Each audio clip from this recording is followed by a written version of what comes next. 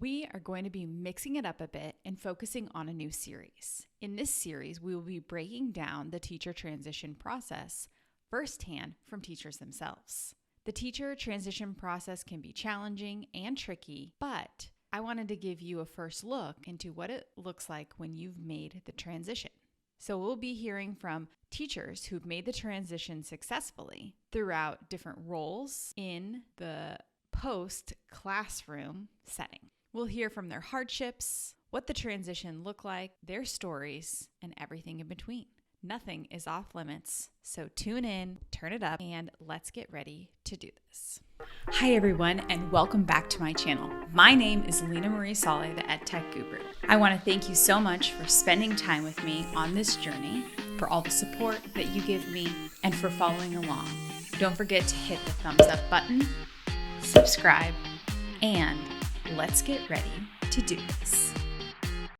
All right, on today's episode, we are joined by one of my favorite people, Sarah D'Amico. We used to teach together, and we are going to discuss her journey outside of the classroom. So Sarah, do you want to tell us a little bit about yourself? Yes. First off, I'm so excited that you asked me to be on your podcast, especially to do this series, because I feel like when I was transitioning out of the classroom, and same with you, we were both just kind of like, who do we go to? Who's done this before? And so it's just such a great resource to have for, people wanting to make a switch. So for me, my 4-year anniversary out of the classroom was on the 20th. Which is crazy. So I've been out as long as I was in, kind of. So I was teaching for 4.5 years. I taught 3rd grade, pretty much, 2 years self-contained and then 2 years reading and writing, and then 4th grade for a little bit. And then, I transitioned out middle of the year and stepped into corporate world. And I've been doing recruiting for the last 4 years and been extremely happy. It's really great for you to be able to share your experience with other people. And I think I wanted to bring you on, one, because we have a history of this, but we kind of went through the transition together. So it will also be soon 4 years for me too. So it's just so crazy to think about that. But Sarah and I taught together at a school in Texas. And as Sarah mentioned, she transitioned actually pretty much in the middle of the school year. Who does that? True, but many people are doing that right now as we speak. So I think that it's just a different experience. And like you said, when we first started to transition, there was no one to call upon or to kind of ask questions. So first, what made you decide to leave the classroom? And then if you can tell us a little bit about the steps you took to make the transition. Yeah, so I feel like for me to explain why I left teaching, I have to also explain why I went into teaching. So number one, I grew up, I loved school. I was one of those kids that loved all my teachers, was trying to be teacher's pet, enjoyed all of the activities that we did, was always so excited to go home and tell my parents what I learned that day. And so that is part of the reason that I wanted to go into teaching. And I guess whenever I started teaching, my first year was such a blur that I didn't know any different, and I'm same for you, I'm sure. But second year, just paying more attention to all of the changes that were happening and how underpaid, unappreciated we were, lack of support just across the board. And we taught in a difficult school, I will say, because we didn't have a lot of parent support either. So that made it challenging in itself. And that was kind of part of the reason that I decided to leave. I am one of those people who's always looking for the next goal. And in teaching, I felt like there wasn't a next goal to achieve. There wasn't no promotions or anything like that. And that's something that I wanted to work towards. And unless you want to, do something else, you have to go, or for me, I had to go back to school to get out of the classroom and to get paid more, be a counselor or learning and development or whatever. And I just was so unhappy, and I was like, I have to get out of here. I have to, make more money, feel like I'm compensated for the hard work that I'm doing. It's so crazy to me, just side note, that you could be number one teacher and have the best star scores, also getting paid the exact same as somebody who is doing the bare minimum. What is the incentive for even having good test scores? There isn't one. So I hated that. And then, that was I guess in a nutshell, just part of the reason I decided to make a switch. Yeah. And I think that exactly what you're saying. I had the same feeling. It was like, go back to school, spend all this money on getting a master's degree and spend the rest of my teaching career paying off this master's degree for this like barely bump in pay. And I think that was really challenging. And exactly what you said, like there is no incentive. So you could walk in the school and you could see people that were doing very bare minimum of things and then seeing people who are basically working their ass off to get where they are. And I think that that's a really challenging piece about teaching itself. As much heart and as much soul that we put in every single day, it doesn't matter if you sleep in the corner every day, or if you come in and put your heart and soul, you're still getting paid the same amount and there's no incentive to drive that. So I totally agree with you. So knowing that you needed to transition, what types of things did you do to basically make that move? Because you and I basically went through it together. So I knew my last year, kind of around like Christmas time, that I would not be back the next year, that I would find something else, whether it was, working $10 an hour, like I was not going to be back. And so I really had to think about what are the things that I love about my current position? What am I really good at? I love talking to people and I loved, building relationships with my kids. So I knew that I wanted to be in a role that I was building relationships with other people. And so one of my best friends from high school, her name's Brandy Beasley, shout out. She was working at Google as a recruiter. And I had no idea that recruiting was even a job. I thought you just applied to a position and like the hiring manager called you up and was like, sure, you can work here. And so I called her and I was like, hey, I'm thinking about switching out of teaching. I'm really nervous.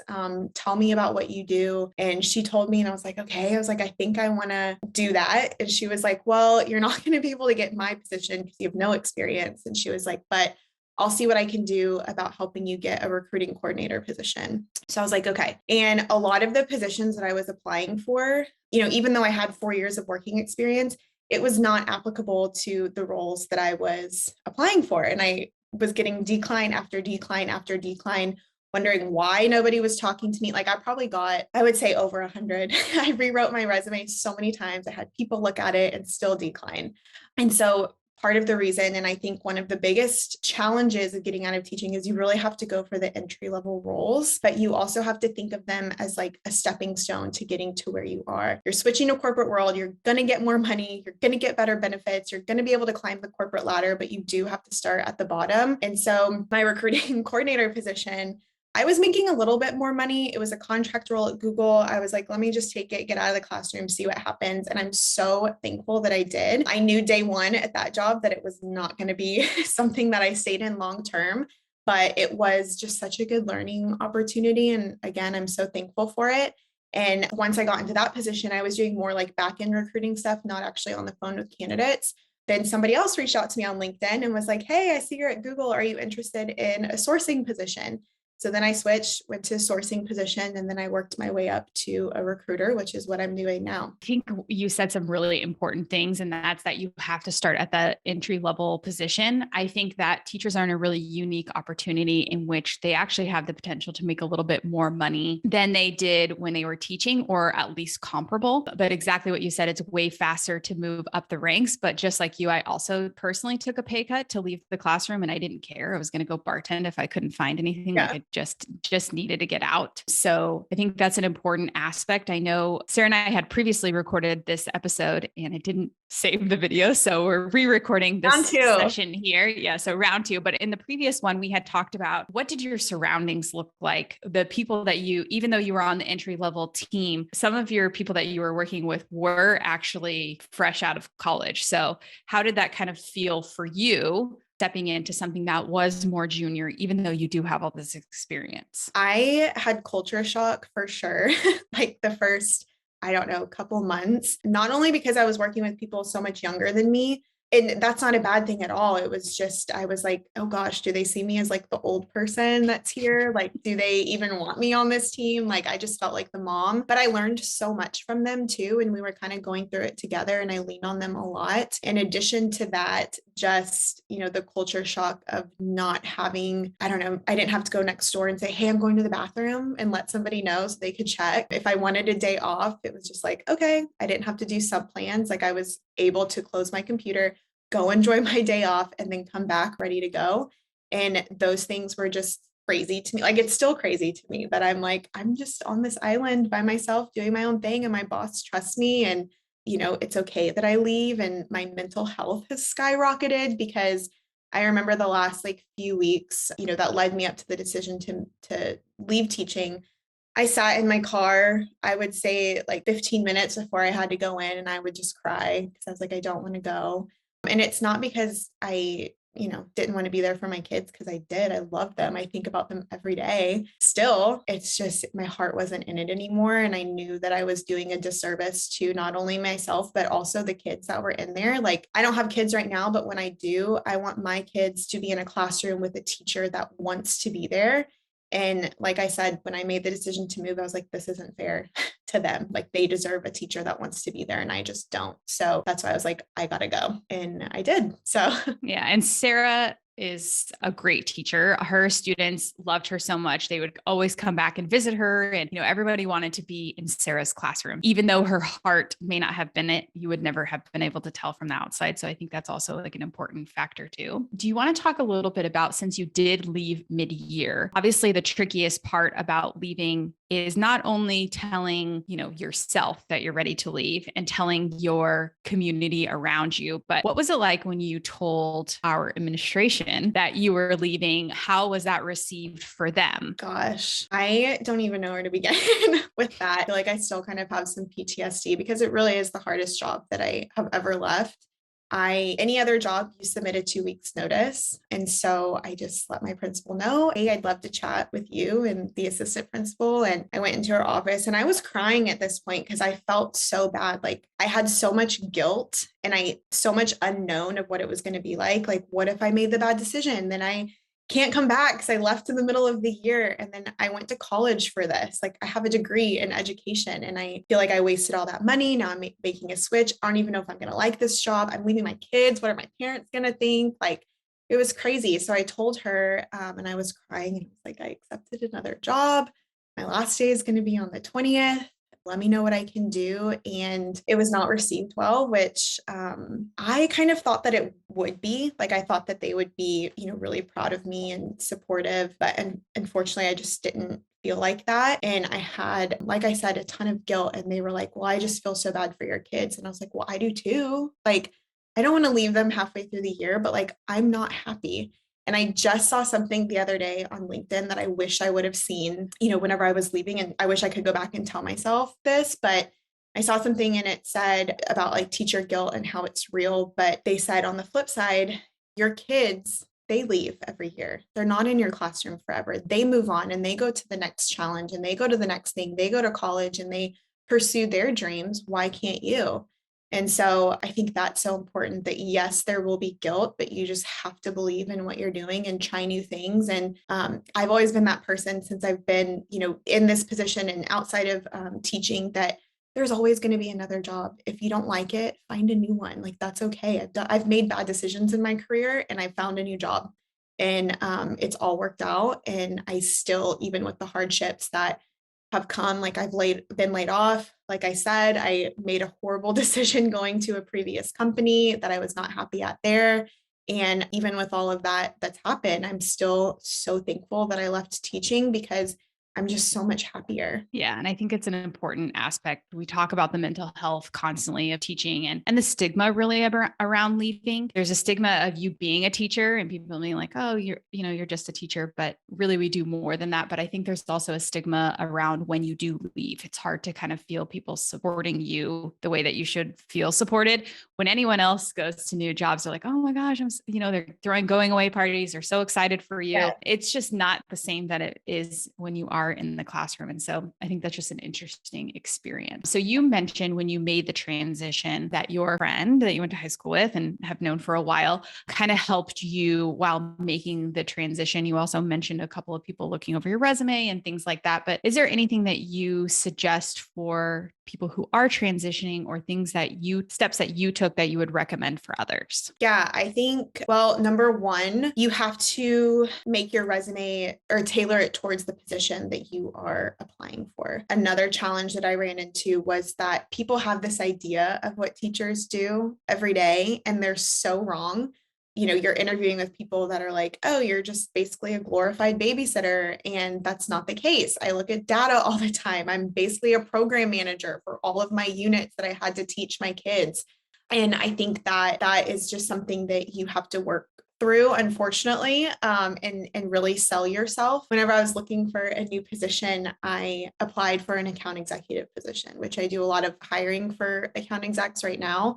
And you really have to go like the BDR route where you take an entry level role and then you get promoted into an AE. And so I went to this interview and the guy, was like, why are you making a switch? You have zero sales experience. And I was like, well, with all due respect, I was like, I think I actually do have a little bit of sales experience, not the way that you're probably thinking, but every day in my classroom, I really have to sell my kids on what I'm teaching and have them see the value in it. And once they learn this, they're going to get to the next thing and build off of it. And he was like, oh, he's like, I never thought of it like that. And so then on the flip side, I'm like, well, I asked him, I was like, why are you even interviewing me? I don't have any experience. Like, I don't even know the first thing about sales, but I'm eager to learn. And he said that they hired a teacher previously and she's the top performer and that they love teachers. And I think that's something that I found out while I was interviewing a bunch of other places, is that people love teachers because of all of the things that you do on a daily basis. You can multitask like no other. And so there's so many skills that we have that are kind of overlooked sometimes. So just really finding the parallels between what you did in the classroom and what you're trying to do in your next position is so important. So that's why I said, make sure you're tailoring your resume. Also, don't be afraid to reach out to a recruiter on LinkedIn and say, hey, I saw this position is available. Would love to set up a quick 30 minutes to chat with you and see how my skills are aligned. I was kind of like shy about that. Like I wasn't one of the people that was like putting myself out there. And then I was like, you know what, worst case scenario, they're going to ignore me or just say no. So I did a lot of that. That's how I got my like third position, is I reached out to the VP actually and was like, hey, I'm trying to make a switch to a new company. Can I chat with you? And he did. But yeah. And then just networking too. I think like creeping on people's networks, finding companies that you want to work at, and then looking at the people that are there, what titles they have. I did a lot of like research because there was roles that I had no idea of. So I think some positions that are great for people moving out of teaching is obviously recruiting. Look for like recruiting coordinator, entry-level recruiter positions. There's a ton out there. Customer success managers, great position. Sales is great. BDR position, do that for a year, get promoted into an AE. And then one that I'm like, if I could go back and do it again, I think I probably would have tried to pursue this, is an implementation specialist, which basically, to my understanding, which I could be way wrong, but once a company purchases like a platform or something from another company, then the implementation specialist comes in and teaches them how to use it and gets them onboarded. Think that's so cool. Learning and development, corporate trainer. I could go on and on, but those are good places to start when you're thinking of like, okay, the world's my oyster. I have to like figure out which position I want. So those are some good ones to, check out and see where you can land. You said something really impactful, and that is, don't be afraid to reach out to recruiters and do your research. It's important to be able to do that because I think so often we get so shy, but I think even in the interview that you had for this account executive that you felt like you weren't, maybe qualified for, you kind of were able to showcase what you did as a teacher that could play into this role so they can see it. And it's important for you to be able to advocate for yourself, because when you do choose a company, sometimes you feel like it's going to be really great. And sometimes you get into it and it's not so great. But what you can do is put your head down and work. And then it's really easy to move around within a company. There's lots of opportunities. If you can show your worth, then you could start out as a customer success specialist, manager, and then it's really easy for you to see all parts of the business too. So any of these entry level roles, while they seem like, oh, you're going to be in them forever, it's not like teaching where you're like stuck and you like have to be a fourth grade teacher because there's no other option for you. There's many options for you to kind of move around in the business at any time. And I think that's what's really unique. Yeah, I think, you just always have to think of it as a stepping stone to the next place. And that's hard too, because when I was going into recruiting, I was like, well, I don't even know if I'm going to like it. And then I'm going to have to do it forever. And you don't have to. Like, it's not like teaching. If you don't like it, then you find something else. And there's a ton of internal mobility, like you said, when you get to meet new people and new hiring managers. And if they're hiring for their team and that interests you more, you can totally switch over. So I think it is so overwhelming, but just to reiterate again, like it's so worth it if you are looking to make a switch. I feel like I say that over and over. We talked last time and you had mentioned that your heart wasn't in it, but do you have any suggestions for teachers who are kind of on the fence about leaving the classroom? I feel like if you're in that gray area, then you need to leave, because if your heart was really in it, you wouldn't be in that gray area. That's my personal opinion. I am such a black or white person. Like I'm either all in or something, or I'm all out. And there's never been a gray area for me. But sometimes when you're thinking about, making a switch, and yes, it's scary, then I think you just kind of like lean into that and pursue it and see what happens. I was told when I left teaching that I would not be able to come back ever again, because I broke my contract, that I would basically be like blackmailed, blacklisted from ever teaching again. It's not true.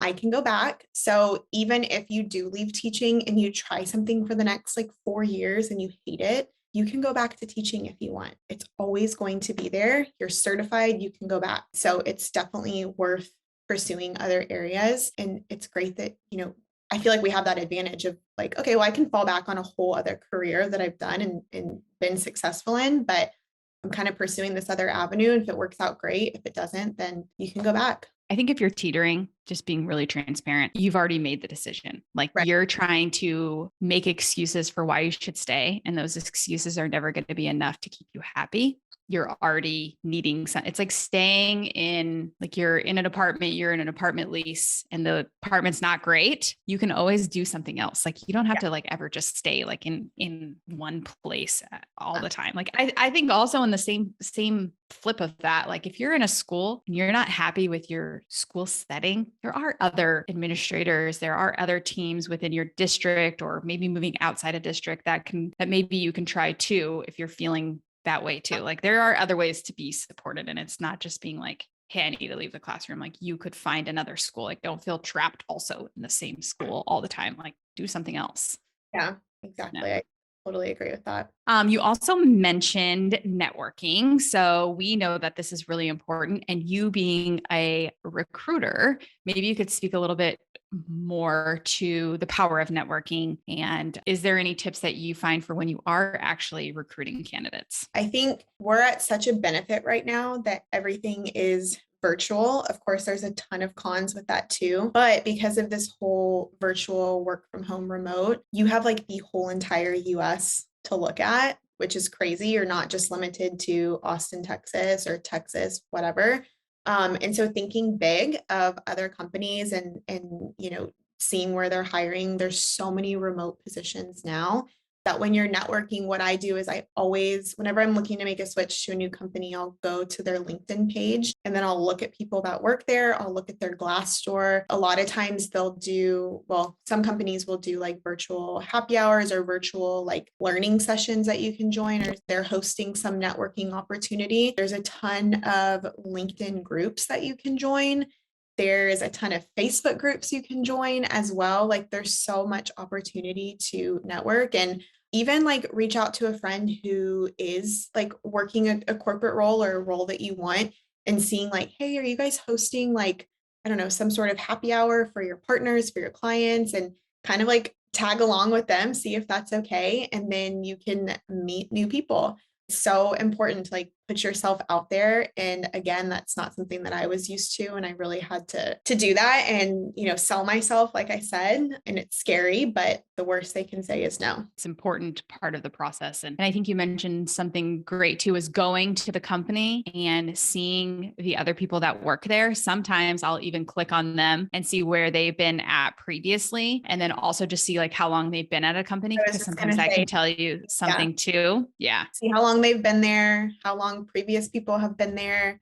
That's always helpful, because if people like it and they have long tenures, then that's probably a good company to pursue. And if a lot of people are leaving after a few months, probably one you want to stay away from. So exactly. So now that you have successfully transitioned and been out for 4 years now, what has life been like post transition? So much less stressful. Like I love that question, because like again, I was so scared and I had so much guilt, and I made this switch not knowing if it was going to work out, if I'd come crawling back asking for my position, the next year. But I think financially, number one, that is like something that's been just a weight lifted off my shoulders. I was living paycheck to paycheck. I had like my friends were getting married and I had a really hard time like making it all work and going to their bachelorettes and going to their weddings and things like that. Trips that I wanted to go on the summer, like a lot of times I wasn't able to do that. I wasn't able to pay off like, my credit card bills as quick as I wanted to. Thankfully, I didn't have school like student debt. So that was a plus, but I just didn't have a lot of room for like extra or things that I wanted to do. It was pretty much my bills, my groceries. And then like, I remember I had like, it's like, okay, I'll give myself $100 a month to like do what I want with it, whether it's getting my nails done, buying a new dress, new shoes, what. That was like my fun money, $100 for how hard I worked, which is crazy. So the financial aspect has been great. Just, I think I made my first year teaching like $43,000, I think. And my apartment, I remember, was $900, which is also crazy because housing market in Austin is not like that. But so again, not living paycheck to paycheck and being able to have fun and enjoy my like PTO and days off, it's amazing. My benefits as well are such an added bonus. I think my company right now covers about 90% of my health insurance. So that's an extra, weight lifted off that I don't really have to worry about that as much. Unlimited PTO. My company also, in addition to unlimited PTO, we do mental health days once a month where the whole entire company has off and you can go have fun and do whatever. And then also my boss is like, which this is one of the weird things to me. My boss is like, if you don't have anything on your calendar, like after, 2 on a Friday, like log off early, go have fun, enjoy the weekend, get a head start. And can you imagine, like, I don't know, that's crazy to me. So, and it's still crazy to me. Like I still feel guilty when I ask for days off. Because I'm like, oh, I should really be there because that's how it was in teaching. It's like, do I really need this day off? Like, should I save it for when I'm sick? So many days we went to school not feeling well because we didn't write sub plans. And yeah, it's just crazy that there's that flexibility with what I'm doing now. So I'm very, very thankful for that. I have the same sort of experience. Like all my friends were getting married and I just remember like thinking, how do I get gas this week? Or do I go to this like shower? And I felt so bad. And your friends sort of get mad at you in a sense like that you're not supporting them, but it's not because you're not supporting them. It's because you can't afford to go. You can't afford to food for the week. Like there's just like different things that you consider. And I think one of the most refreshing things when I left the classroom was even though I took a bit of a pay cut to leave, and wow, that didn't last long. I actually was making more money. That sounds weird, but like I wasn't buying class parties. I wasn't feeding the student who was hungry. Yeah. Just all this other support things that you actually end up pouring into your classroom. It's just so crazy. Like I remember I ran out of printer ink at home. I had to print something for work for like a conference we were going to. And I remember thinking, I have to buy ink. Like I need to go get it. And then my company's like, no, just like put it on the card, put on the company card. You could pay for this, or like, we'll reimburse you for this, or you need to travel to a school. We'll give you gas money and, whatever else is like accompanied with it. And I was like shocked. I was like, oh my gosh, okay, I don't have to fight for this. Thinking of that, one of the craziest things, it's so funny looking back on my second job, like out of teaching, we like all went out to lunch on a Friday. We left the office and we were at lunch and people were drinking beer. And I texted my mom and I was like, oh my gosh, this is so unprofessional. We're at lunch, people are drinking beer. And like, that's just something that's like normal. Like you can do that. And it was so crazy to me. I was like, I would never do that ever. And I was so judgmental because can you imagine leaving teaching for your quick 30-minute lunch break and, oh, I'm going to grab a beer and then we'll be back. It is such a crazy it's experience. So weird now. It's also weird. I think, even though there's so much research to support taking days off for just like mental health reasons. And that actually I read a study recently that companies actually look down on employees who don't take time off because they want their employees to be refreshed and like, just like have a personal day to just like reset. I still struggle so hard with like taking a day off. I keep thinking like, oh, I need to prep things. I need to like do things. But like, I don't know why I feel the guilt. Even taking a vacation, I still feel so guilty. Like I need to save these days because what if something happens to me? But the nice thing is like, nobody knows if I go to the doctor or I go to the dentist. Like I don't need to write sub plans and be like, hey, can you watch my kids in case I don't make it back? And Yeah. in 2 minutes. Like, I think just the freedom and flexibility that you have as like a person is like the biggest like relief. It's like, oh, wow, I'm a person again, you know? Yeah. And I, um, even like, well, whenever I first left, I was sitting at my desk, like I think the second week or whatever, everybody used to work with their headphones on, like nobody talked to each other. You just had your computer, headphones on. People were watching like Netflix on their monitors while they were working. And I was like, what is going on? And like, it was just so crazy, like literally culture shock, like I said. And, you know, obviously there's a ton more like flexibility in what you do besides these things, but just the little things like that was just so eye-opening and It is. crazy. Like I would have never been able to do that. I felt guilty like actually taking a lunch break when I was teaching. Like I felt like I should have been like lesson planning or like going to check on like, you know, my friend at PE, is he doing okay? Or calling a parent or like I remember so much of teaching, I like didn't even get to eat. Like I think my first year teaching, I lost so much weight. I was so skinny because I was go, go, go all day long and I didn't have time to eat because I was teaching and I would get to 4 o'clock and be like, oh my gosh, my lunch is still sitting there. Like I didn't even eat it. And then I'd go home and I'd eat dinner and go to bed and do it all again the next day. So again, so many benefits, if you can't tell. I spoke to someone recently, actually on the first episode of this series, about her ability to like meet people for happy hour. Like after teaching, you're so tired because exactly what you're saying, there's no breaks. You don't get to go to the bathroom. So that means you can't drink water. That means you can't have beverages. So you're basically so parched, dehydrated, and starving. And I mean, like hangry by the time the end of the day that like you don't have energy. You don't want to talk to your friends, not to mention the financial pieces of like, you can't really do it, but like, you also don't have the energy to do it. Even if you wanted to like go for a walk or something, like there's just like no energy left in the day for like you. So she had mentioned that she felt so like she had energy to like go do something after work, which I think is just a crazy experience. It is. Cause I remember on Fridays, like you said, I'd be so exhausted from the week. I'd go home, go to bed. And then the next day on Saturday, I'd be like, well, I don't even want to do anything today because then tomorrow I'm going to have to start prepping for the week. And so really you have like one day of the weekend to enjoy yourself. But then, you know, I also was like, I want to take advantage of not doing anything because tomorrow I'm going to be working again on Sunday. So it's crazy. And then one other thing that's different that I don't feel like a lot of people know, and I don't know if it's like this in other states, but I remember one of my friends was like, I don't know why you complain so much about teaching when you get the summers off.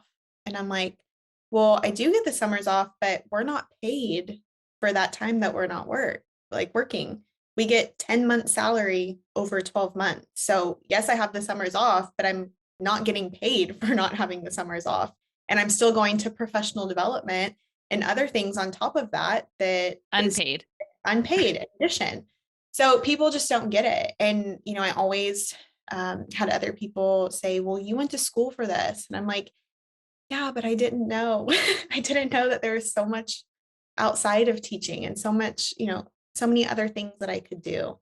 Also, one thing that I did, some of my kids' parents, I knew where they were. And so I would like find job postings there. And one parent that I actually felt comfortable with, I told them that I was going to be leaving and that I was interested in this position. And they were like, oh yeah, send me your resume. I'll help you. So I feel like that you definitely have to be very cautious of doing that. But I think that's another, you know, good way to, especially if you leave after the school year and you tell them like, I'm not coming back, then try to network with your kids' parents and see where they're working and what they're doing. That's another way as well. Especially if, I don't know, usually you have I just always had pretty good relationships with parents, not always, but you know, there's always those people that like you could count on. And I think it's important, like just network wherever you can network because you just never know where it's going to get you. My first job working at Code Monkey, I had interviewed at a previous company and at a previous coding company. I basically made it most of the way through. Then they ghosted me. And then he ended up being my boss at